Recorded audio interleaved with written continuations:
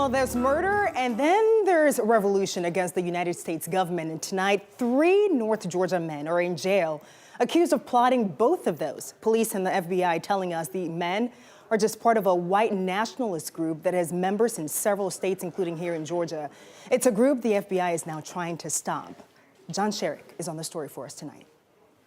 Investigators say it was here, in rural Floyd County, where members of an accused white supremacist hate group formed less than 2 years ago called The Base were conducting paramilitary training. The Base is English for Al-Qaeda. 3 North Georgia men, now under arrest, Luke Lane, Michael Helterbrand, and Jacob Caterly. According to Floyd County court documents, the suspects were busted by an undercover FBI informant who infiltrated The Base, describing it as a white, racially motivated, violent, extremist group that wants to accelerate the downfall of the United States government, incite a race war, and establish a white ethno-state. But the men are not in jail for any of that. Their arrests this week, one of the suspects, Jacob Caterly, was arrested at his home off of I-85 in Hamilton Mill, are, according to the court docs, because they were plotting murder for their first mission, to kill 2 high-ranking anti-fascist members who reside in Bartow County.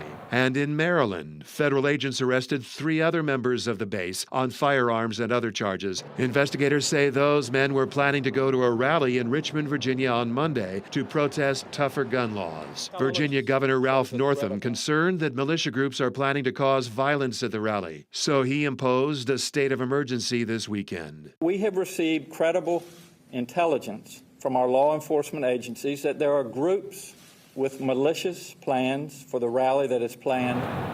Friday night, at the home of one of the Georgia suspects, Jacob Caterly, the person who answered the door declined comment. The FBI not commenting about how many members of the base there might be, referring all questions to Floyd County authorities, as the district attorney there prepares to prosecute the 3 suspects on the charges against them.